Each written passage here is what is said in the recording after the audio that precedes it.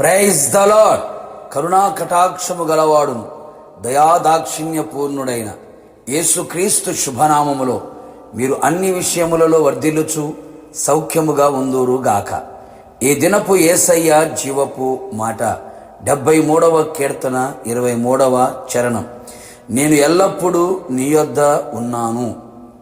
యేసయ్య నామములో ప్రతి స్థలములలో ప్రార్థన చేయుచు యేసయ్యందు విశ్వాసముంచి యేసయ్య అడుగు జాడలలో నడుచుచు యేసయ్య వలె మారాలని ఆశతో ఆకాంక్షతో ఎదురు చూచుచున్న నా దేవుని ప్రియులారా, మన దైనందిన ఆత్మీయ ఆధ్యాత్మిక జీవితంలో ఆయన సన్నిధిలో ధైర్యముగా చెప్పుకోనదగిన సాక్ష్యము గలవారమై ఉండవలెను, చెప్పేవారమై ఉండవలెను.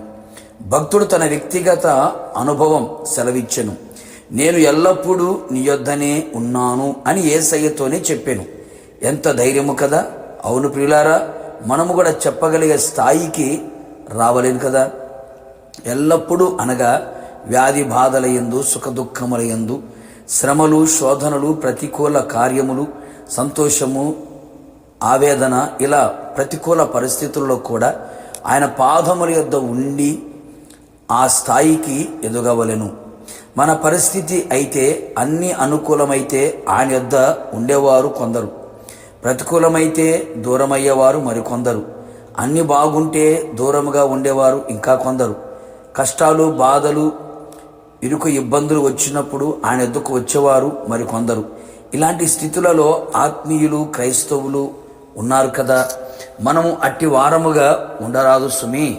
అన్ని వేళలా, అన్ని పరిస్థితులలో ఆయన యొద్దనే, ఆయన పాదపీఠమై ఉండవలెను. మనము ఆయన యొద్ద ఉండాలి అనుకొనిన, మనలను ఆయన యొద్దకు చేర్చుకోవాలి అనుకొనిన, మనము ఆయనకు ఇష్టులై ఉండవలెను. మనుషులకు ఇష్టలు కాక, లోకమునకు ఇష్టలు కాక, నా ఇష్టము అనే వారము కాక, ఆయనకిష్టమైన దానిని గ్రహించి చేయుచు ఆయనకిష్టానుసారమైన జీవితము చేయుదుముగాక. ఆయనకిష్టమైన వారిని ఆయన పిలువగా వారు ఆయన యొద్దకు వచ్చిరి అని వ్రాయబడి ఉన్నది కదా. నమ్మకమైన వారిగా ఉన్నప్పుడు ఆయన యొద్ద నివసించదము. అన్ని విషయములలో కొంచెములో, మిక్కిలి కొంచెములో, దేవుని ఇంటిలో, నీ ఇంటిలో, నీ కలిగిన సమస్తములో నమ్మకమైన వారముగా ఉండాలి. నమ్మకమైన వారమని దేవుని వలన, దైవజనుని వలన, మనుషుల వలన సాక్ష్యము పొందేదము.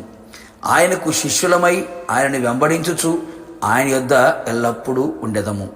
ఎల్లప్పుడూ మనము ఆయన యొద్ద నిలిచి ఉన్నప్పుడు మన కుడి చేతిని ఆయన పట్టుకొనును, మనకు సహాయము చేయును. ఆశ్చర్యకరమైన సహాయము చేయుటకు ఆకాశ వాహనుడే వచ్చి అన్ని వైపులా, అన్ని విధాలుగా నీకు సహాయము చెయ్యును. కట్టబడిన కట్లని విప్పి, మూయబడిన ప్రతి తలుపులను తెరచి, అన్ని విషయములలో అత్యధికమైన జయమును నీకు అనుగ్రహించును. తన ఆలోచన చేత నిన్ను నడిపించి నీకు ఆలోచనకర్తయే ఉండును. అంతేగాక ఆయన ఆర్భాటముతో, ప్రధానతుత శబ్దముతో, దేవుని బోరతో వచ్చినప్పుడు, నిన్ను పిలిచినప్పుడు ఆయన తన మహిమలో నిన్ను చేర్చుకొనును. ఆయనతో యుగయుగములు నిలిచి ఉండెదవు. ప్రార్థన. ప్రేమాస్వరూపి పరిశుద్ధుడా, నిత్యాశ్రయ దుర్గమైన యేసయ్య, నీ పరిశుద్ధమైన పాదములకి కృతజ్ఞతాస్తుతులు చెల్లించుచు ఉన్నాం.